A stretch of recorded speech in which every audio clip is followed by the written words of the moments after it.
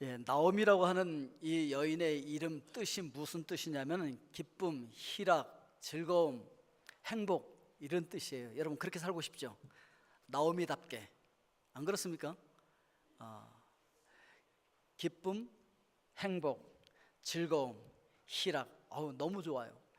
그래서 이 세상의 희락, 즐거움, 행복을 쫓아가는 삶을 사는 사람들이 많이 있고 대부분의 사람들이 그걸 목적으로 살아가고 있지요. 자, 여기 나오는 이 나옴이라고 하는 사람의 가정이 참 그런 다복한 가정이었어요. 룻기 1장 2절에 보니까 그 사람의 이름은 엘리멜렉이요 그의 아내의 이름은 나옴이요 그의 두 아들의 이름은 말론과 기론이니 유다 베들레헴 에브랏 사람이더라.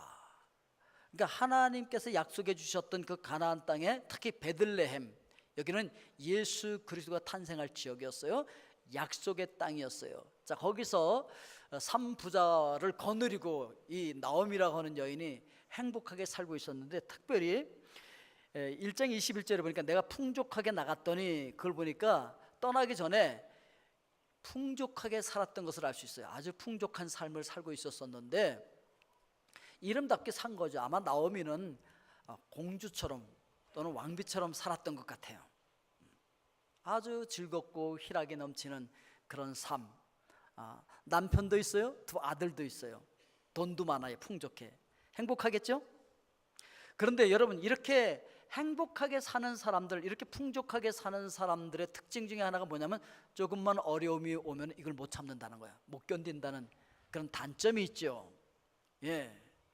그래서 그걸 어떻게 하면 피해버릴까, 회피 본능이 작동하게 되어지죠. 그래서 1장 1절 말씀에 보면은 사사들이 치리하던 때에 그 땅에 흉년이 드니라. 유다 베들레헴의 한 사람이 그의 아내와 두 아들을 데리고 모압 지방에 가서 거류하였는데, 그러니까 이 어려움이 왔을 때 남들은 그냥 다 견디고 살고 있어요. 근데 유독 이 나오미의 가정은 그 흉년, 그 불황을 피해서 모압이라고 하는 이방 땅으로 이민을 갔다는 거죠. 어떻게 하려고? 좀 더 잘 살아보기 위해서, 좀 더 행복을 누려보기 위해서, 좀 더 기쁘고 즐겁게 살려고. 그래서 남들은 다 견디고 있는 그 땅을 떠나서, 그 약속의 땅, 축복의 땅, 말씀의 땅, 언약의 땅을 떠나서 이방 땅으로 가서 거기서 낙을 누리며 살기를 원했다라고 하는 것이죠. 그래서 뭐 그렇게 가서 거기서 잘 먹고 잘 살았더라 그러면은 아무런 얘기거리가 안 되는 거예요. 그런데 이 나옴이라고 하는 여인이 엄청난 상실을 경험합니다. 참 힘들어하죠. 그래서 죽음이라고 하는 것을 주제로 예일대학교에서 강의를 하는 셸리 케이건이라고 하는 교수가 있는데, 그 미국의 아이브 리그에서 몇 개 유명한 강의가 있는데 그 중에 하나가 바로 이 죽음이라고 하는 주제로 강의하는 이 셸리 케이건 교수의 강의라고 하는데, 우리가 어떻게 사는 것이 행복한 삶일까라고 이야기하면서 죽음이라는 게 뭐 그렇게 꼭 나쁜 것도 아니다. 왜냐하면 죽음이 있기 때문에 지금 이 시간이 굉장히 소중한 것이지, 죽음이 없이 영원하다고 한다면 이 지나가는 순간순간들이 별로 무의미할 수도 있다. 뭐 이런 식으로 강의를 하기 시작하면서 이렇게 얘기합니다. 자, 여러분들이 좋아하는 것을 한번 상상해 보십시오. 또는 기록해 보십시오. 그러면서 이렇게 얘기해요. 어떤 사람들은 뭐 이 더운 날 나는 아이스크림을 먹고 싶어 이럴 수도 있고, 나는 더우니까 에어컨 틀어놓고 커다란 텔레비전을 보고서 집에서 있을래, 그러니까 커다란 텔레비전이 좋겠어 뭐 이렇게 생각하는 사람도 있고, 어떤 사람은 돈이 좋다고 생각하는 사람도 있고, 아니 그 돈을 위해서는 직장이 좋아야 돼, 좋은 직장이 필요해, 그리고 그 좋은 직장을 얻기 위해서는 좋은 교육을 받아야 돼, 뭐 이렇게 생각한다는 것이죠. 왜냐하면 좋은 교육을 받아야 좋은 직장을 얻게 되어진다고 대부분 생각하고 있으니까. 여러분도 그렇게 생각하시나요? 그래서 좋은 직장이 왜 좋죠? 돈을 많이 벌 수 있으니까. 돈이 왜 좋죠? 돈으로 내가 원하는 그것을 살 수 있으니까. 내가 원하는 그것을 산 것이 뭐가 좋죠? 그것이 나에게 기쁨을 주니까, 그것이 나에게 플레이저를 주니까, 세상에 낙을 주니까 좋은 게 아니냐, 이렇게 생각을 한다는 거죠. 그러니까 사람들이 살아가면서 뭐 좋은 교육을 받는다든지 좋은 직장을 갖는다든지 돈을 많이 번다든지 이게 목적이 아니라 그걸로 인하여서 내가 얻게 되어지는 그 기쁨이 목적이다, 이런 이야기를 하면서 이 교수는 말이에요, 내세를 부인해요. 그러니까 이 땅에서 잘 먹고 잘 살고 보람 있게 기쁨을 누리면서 살자, 이 땅에서 기쁨을 누리는 게 인생의 목적이다, 뭐 이런 식으로 얘기하는데, 이 나오미의 가정이 이 땅에서 잘 먹고 잘 살라고 지금 이민 간 거 아니겠어요, 모압 땅으로? 그래서 잘 먹고 잘 사는 것이 아니고 오히려 커다란 상실을 통하여서 너무나 상한 마음으로 돌아오게 되어지는 모습을 우리가 찾아볼 수가 있는데, 뭘 잃어버린 거예요? 첫째, 경제적인 손실입니다. 경제적인 상실이에요. 21절 말씀에 내가 풍족하게 나갔더니 여호와께서 내게 비어 돌아오게 하셨느니라. 그러니까 알거지가 돼서 돌아오게 했다는 거죠. 아니, 잘 살아보려고 이민 갔는데 세상에 모든 재산을 다 탕진해서 가지고 나간 돈 다 쓰고 하나도 없어서 빈털터리가 돼서 돌아오게 되었다라고 이야기를 하고 있는 것이죠. 그런데 이 고국 소식을 들어보니까 고국에는 하나님께서 축복해 주셔서 양식이 풍족하다라고 하는 소식을 듣게 되어집니다. 6절 말씀해 보니까 그 여인이 모압 지방에서 여호와께서 자기 백성을 돌보시사 그들에게 양식을 주셨다 함을 듣고, 이게 소문을 듣는데, 아니, 우리가 힘들다고 떠나온 그 고국 땅, 그 베들레헴 땅은 잘 산대, 그런 얘기가 들리는 거야. 막 우리 여기 와서 다 잃어버리고 너무 힘든데.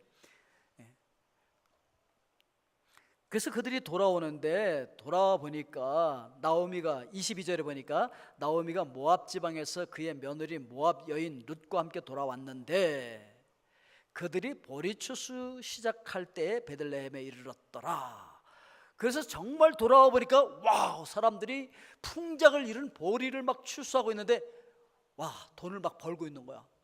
우리는 힘들다고 나가갖고서 그냥 좀 잘 살아보려고 하다가 쫄딱 망했는데 와서 보니까 여기서 살고 있던 사람들은 날보다 못 살던 사람들이 더 잘 살고 있는 거야. 막 이런 걸 볼 때 막 속이 뒤집히죠. 이럴 때 상대적인 박탈감이 더 심한 거예요. 사람들은 세상에 나는 쫄딱 망했는데 저 사람들은 저렇게 돈을 잘 벌고 있네, 글쎄. 더 속상한 거죠. 이렇게 경제적인 상실을 경험했을 뿐만 아니라 사랑하는 가족을 상실합니다. 아, 이거 너무 큰 아픔이죠. 모압으로 이주한 후에 얼마 되지 않아서 그의 남편 엘리멜렉이 죽습니다. 1장 3절에 보니까 나오미의 남편 엘리멜렉이 죽고 나오미와 그의 두 아들이 남았으며, 아니, 그 좀 잘 살아보려고 갔는데 세상에 덜커덕 남편이 죽어버리는 거야. 아니, 이 우리 집안의 기둥이 사라져 버린 거예요. 그 상실감을 어떻게 하겠습니까? 그래도 어떻게 버티면서 그래도 좀 희망을 찾아서 이 두 아들을 결혼을 시켜요. 4절 말씀해 보니까 그들은 모압 여자 중에서 그들의 아내를 맞이하였는데 하나의 이름은 오르바요 하나의 이름은 루시더라. 그들이 거기서 거주한 지 10년쯤에, 그래서 결혼을 시켰고 한 10년 지났는데도 아니, 손주가 안 생기는 거야. 얼마나 기다렸겠어요? 그 좀 손주들이 생기면 남편이 그 빈자리도 좀 채워줄 것 같고 그 허한 마음이 좀 채워줄 것 같은데 손주들이 안 생겨. 아니, 안 생기는 건 둘째치고 5절 말씀해 보니까 말론과 기론 두 사람이 다 죽고, 그러니까 두 아들마저 죽어버려. 손주도 안 남겨놓고서 그냥 다 죽어버린 거야. 그래갖고서 남자라고 하는 남자는 다 죽어버리고 없는 거야. 여자만 남은 거야. 그 당시 여자들은요, 아무것도 할 수 없는 그때예요.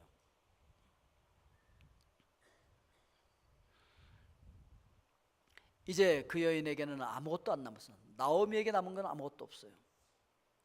여러분, 이런 상황에 여러분들이 처해 있다면 여러분들은 하나님을 향해서 어떻게 하겠습니까? 20절 말씀에 나오미가 그들에게 이르되 나를 나오미라 부르지 말고 나를 마라라 부르라. 이는 전능자가 나를 심히 괴롭게 하셨음이니라. 누가 그렇게 했다고요? 하나님이 이렇게 만들었다는 거예요. 하나님. 그러니까 원망을 하나님께 하고. 그러니까 이 여인은 신앙을 잃어버린 거예요. 하나님을 잃어버린 거예요. 하나님께 원망해. 충분히 그럴 수 있죠.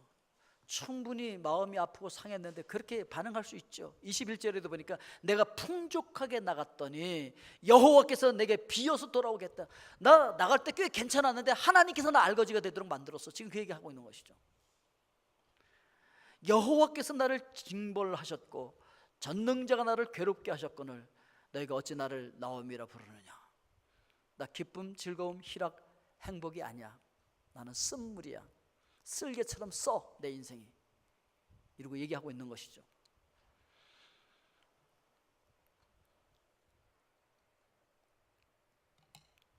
그런데 여러분,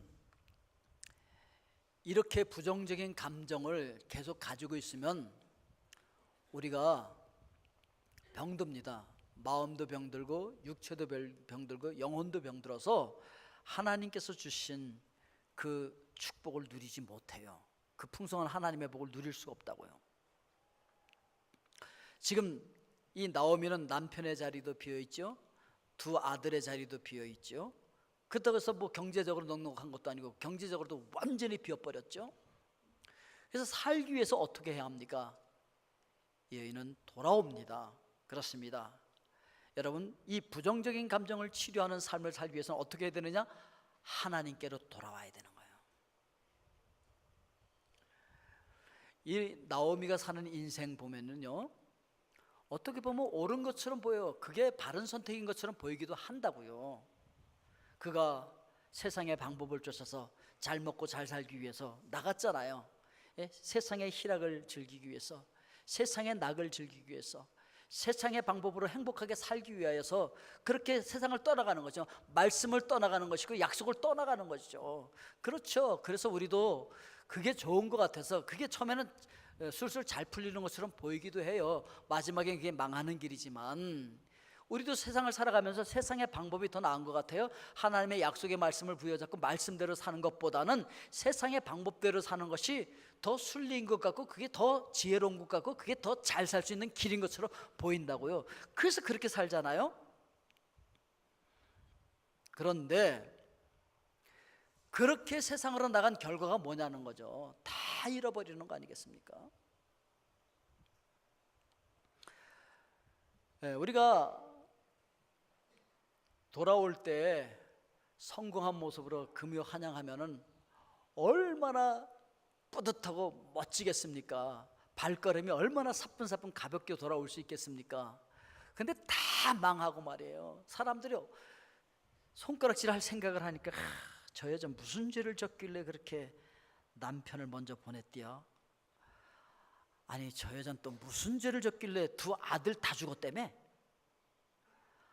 아니 뭔 죄를 지었길래 쫄딱 망했다며? 알거지가 돼서 돌아왔다며? 이렇게 말할 생각을 하니까, 그걸 들을 생각하니까 발걸음이 안 떨어지지. 그럼에도 불구하고 돌아온 거예요. 여러분, 그럼에도 불구하고 돌아오면 하나님께서는 그 돌아오는 사람들에게 자비를 베푸시고 은혜를 베푸실 줄로 믿습니다. 이에 그 두 사람이 베들레헴까지 갔더라. 그리고 그 베들레헴에 돌아왔을 때가 마침 어느 때였다고요? 보리 추수할 때래. 22절에 그들이 보리 추수 시작할 때 베들레헴에 이르렀더라. 지금 무슨 얘기하고 있는 줄 아십니까 여러분? 지금 하나님의 모든 징계가 끝나고 이제부터 새로운 축복이 시작되고 있다는 걸 이야기하는 거예요. 하나님께서는요, 복을 주실 때 그런 얘기예요. 너희가 쉽지 않은 것을 거두게 하리라. 보리 내가 수고하고 해서 심은 거 아니에요. 그런데 그 보리 추수하는 그것으로 먹고 살 수 있는 길이 열리기 시작하는 거예요. 하나님께서 여러분들을 회복하시고 살 수 있는 길을 열기 시작하실 줄로 믿습니다. 돌아오면 되는 거예요, 하나님께로. 그러면서 어떤 메시지를 지금 주고 있는 것입니까? 지금까지는 너의 방법대로 너의 계획대로 살아갔고 내 계획대로 나갔지만 이제는 나를 따라서 내 방법대로 살거라. 그렇게만 한다면 네가 생각하지도 못했던 축복을 내가 너에게 주겠다. 이렇게 말씀하고 있는 거예요. 오늘 우리의 삶 가운데 아직도 하나님의 방법대로 살지 않고 내 방법대로 살고 있는 부분이 있습니까? 아직도 내 고집이 있습니까? 아직도 온전히 돌아오지 못한 부분이 있습니까? 아직도 주님께 온전히 맡기지 못하고 있는 어떤 부분들이 있습니까? 지금 이 순간에도 주님께서는 여러분들이 온전히 돌아오기를 원하시는 줄로 믿습니다. 예, 말씀을 떠난 세상의 어떤 방법이 아니라 하나님 앞에 하나님의 방법으로 말씀 앞으로 돌아오기를 원하신다는 것이죠. 두 번째, 이 상한 감정들을 치료하기 위해서는 어떻게 해야 하느냐? 아픔을 표현해야 된다는 거예요.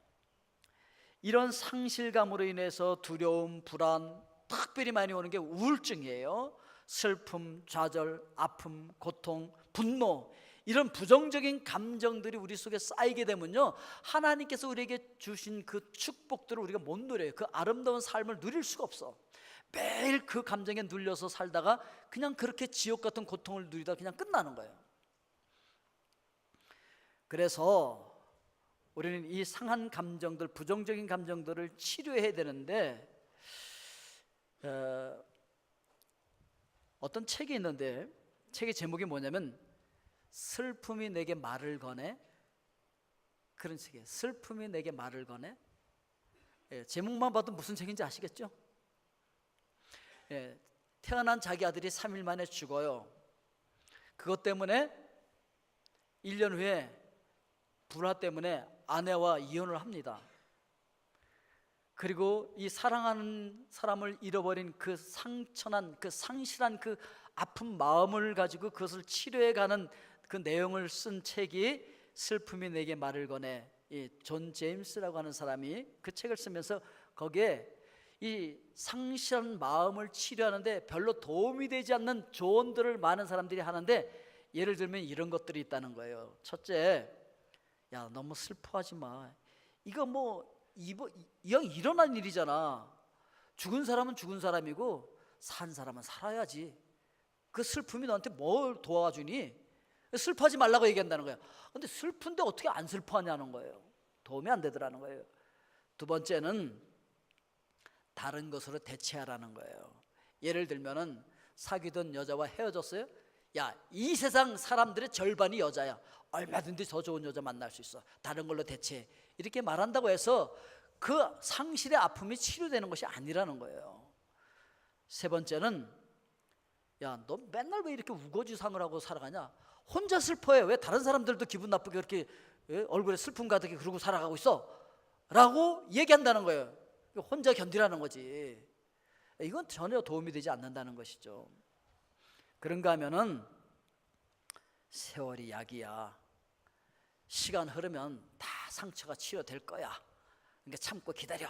뭐 이렇게 얘기하는데, 아니, 뼈가 부러지면은 그 뼈를 맞춰야 낫는 거지. 뼈가 부러졌는데 시간이 약이야 그러고 있으면 그게 낫냐는 거예요. 하나 도움이 안 된다는 것이죠. 다섯 번째는, 야, 다른 사람을 위해서 강해져야지. 자, 애들 생각해봐. 애들을 위해서도 네가 강해야지. 어떡하겠어? 뭐 이렇게 얘기하는데, 아니, 자기가 강할 수 없는 상태인데 너무 무리한 요구를 한다는 거죠. 강해질 수 없는데 어떻게 강해지냐는 거예요. 여섯 번째는, 야, 뭐라도 좀 해. 바쁘게 지내다 보면 그 바쁜 일 때문에 잊어버린다는 거야. 그런데 자기가 해보니까 바빠서 일상 속에서 일을 잊어버리는 것 같다가도 이 일을 마무리하는 하루가 끝날 때쯤 되면 가슴이 텅 빈다는 거예요. 이 텅 빈 가슴은 어떻게 할 수가 없다는 거예요. 이 상실감의 말이에요. 이걸 잃어버린 이 가슴을 뭘로 채울 수가 없다는 거예요. 여러분, 이 상실감 때문에 많은 사람들이 그 우울증에 시달리는 거예요. 뭘 잃어버렸을 때. 그래서 그 산후 우울증에 걸리는 이유가 뭔지 아세요? 내 뱃속에 있던 아이가 나에게서 빠져나갔기 때문에 뭐 텅 비었단 말이지. 그래서 산후 우울증에 걸리는 거예요. 중년 부인들이 우울증에 걸리는 이유가 뭔지 아세요? 뭐 바쁘게 막 살다 보니까 뭐 남편 뒷바라지하고 아이들 뒷바라지하고 막 살다 보니까 어느 날 거울을 보니까 주름이 쭈글쭈글하고 흰머리가 막 생겼어. 어머, 내 젊음 어디 갔지? 나를 상실한 거야. 내 젊음을 상실해버린 거야. 내 생을 상실한 것 같은 그 느낌 때문에 중년 우울증에 걸리는 거예요. 뭘 상실했을 때 이런 우울증에 걸리는 거란 말이죠.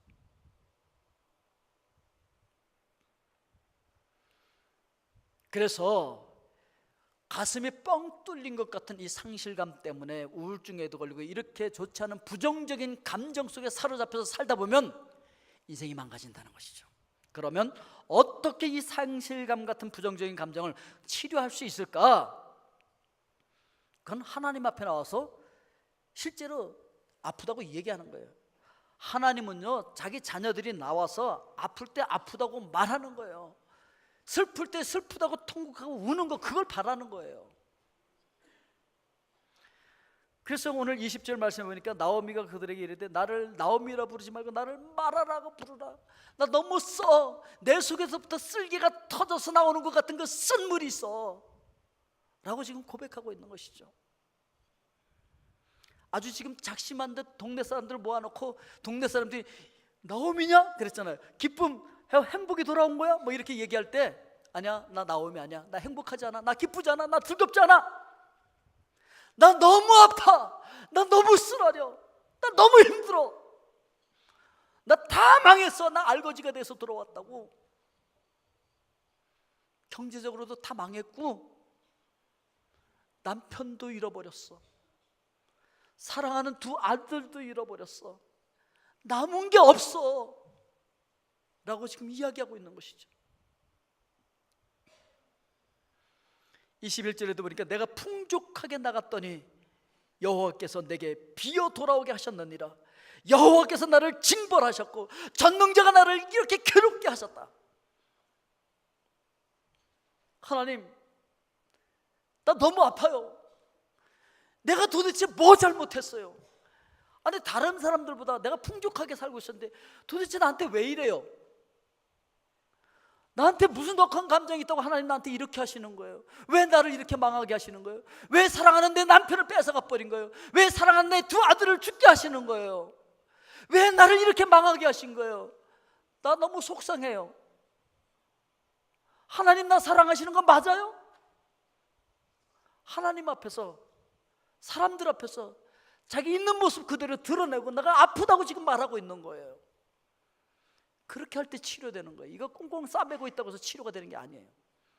있는 모습 그대로 하나님 앞에 돌아와서 하나님 앞에 토로하는 거예요. 나 너무 힘들다고.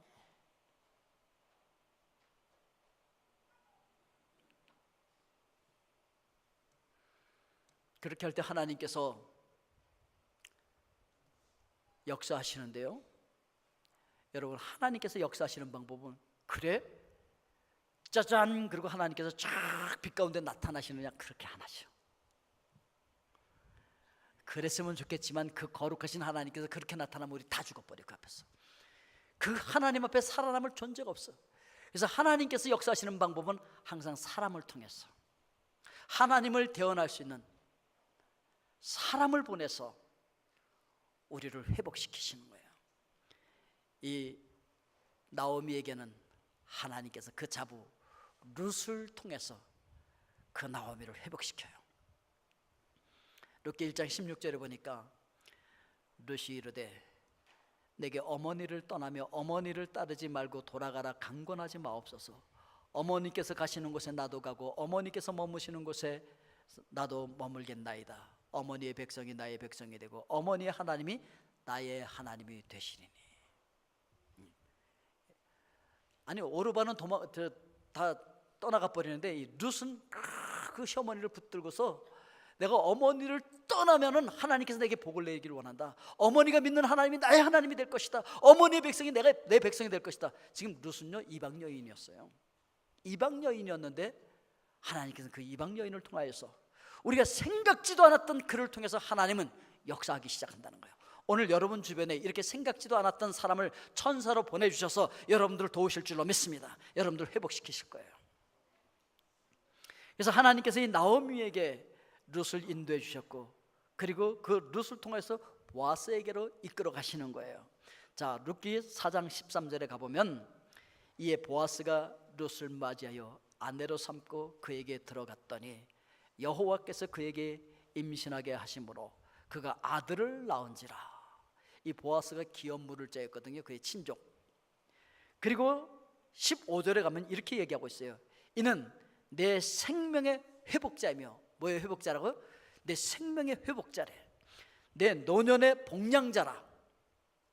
곧 너를 사랑하며 7 아들보다 귀한 내 며느리가 낳은 자로다. 여러분, 하나님께서 여러분들이 하나님 앞에 가서 여러분 마음을 토하잖아요. 부르짖잖아요. 그럼 하나님께서 여러분들을 돕는데 7 아들보다 더 나은 사람을 붙여주실 줄로 믿습니다. 7 아들보다 더 나은 그 자부를 붙여서 롯을 붙여줬어. 그래서 그를 통해서 생명을 회복시키고 아들을 낳았는데 말이에요. 그래서 17절에 보니까 그의 이웃 여인들이 그에게 이름을 지어 주되 나오미에게 아들이 태어났다 하여 그의 이름을 오벳이라 하였는데 그는 다윗의 아버지인 이새의 아버지였더라. 그러니까 그의 후손으로 지금 누가 온 거냐면은 다윗 왕이 태어나고 그의 후손으로 누가 오냐면 예수 그리스도가 와요. 그러니까 예수 그리스도의 족보에 들어가 버린 거예요. 아멘. 하나님께서는 이렇게 놀라운 축복을 준비해 놓고 기다리고 있었어요. 우리가 돌아오기만 하면 하나님께서는 이렇게 우리를 축복하시는 거예요. 여러분, 이 보아스와 룻을 통해서 상실한 나오미의 삶이 온전하게 회복되고 더 놀라운 축복으로 회복되어지고 있다는 것이죠. 오늘 여러분, 상실의 고통 속에 있으십니까? 과거의 어떤 상실한 문제 때문에 남몰래 힘들어하고 있는 여러분들의 감정이 있으십니까? 오늘 하나님께서 여러분들에게 선한 천사를 보내주실 줄로 믿습니다. 그리고 나도 내 주변에 상실감으로 아파하는 그들에게 하나님께서 보내주시는 하나님의 대언자, 하나님의 대행자, 천사가 되어야 할 줄로 믿습니다. 그렇게 될 때 우리 교회는 아름답게 회복되어지는 그런 공동체가 되어지고 위로하시고 하나님 주시는 기쁨과 희락이 회복되어질 줄로 믿습니다. 우리가 살아가면서 평생에 40회 이상의 큰 상실을 경험하게 되어진답니다. 그러니까 우리 모두는 다 상실감을 경험한 자들이에요. 그러나 하나님께서 오늘 여러분들을 치료하기를 원하십니다. 우리의 상한 마음 때문에 우울증, 분노, 슬픔, 좌절, 고통, 고독, 열등감, 두려움, 이 모든 상처들 오늘 하나님께서 치료하기를 원하십니다. 여러분, 세상의 방법을 버리시고 하나님께로 돌아오십시오. 나의 감정이 있는 그대로 하나님 앞에서 표현하십시오. 주께서 우리 형제자매들을 이렇게 많이 보내주셨습니다. 서로가 서로에게 위로가 되는 하나님의 대행자들이 될 수 있길 주의 이름으로 축원드립니다. 이 시간 우리 눈을 감고 머리 숙이고 기도합시다.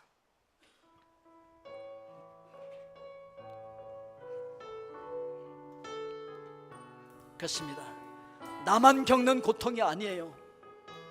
우리가 살아가면서 크고 작은 많은 상실감을 겪게 되죠. 나만 겪는 고난이냐고 하나님 앞에 있는 그대로 여러분들을 쏟아놓으십시오. 불평하지 여러분들의 감정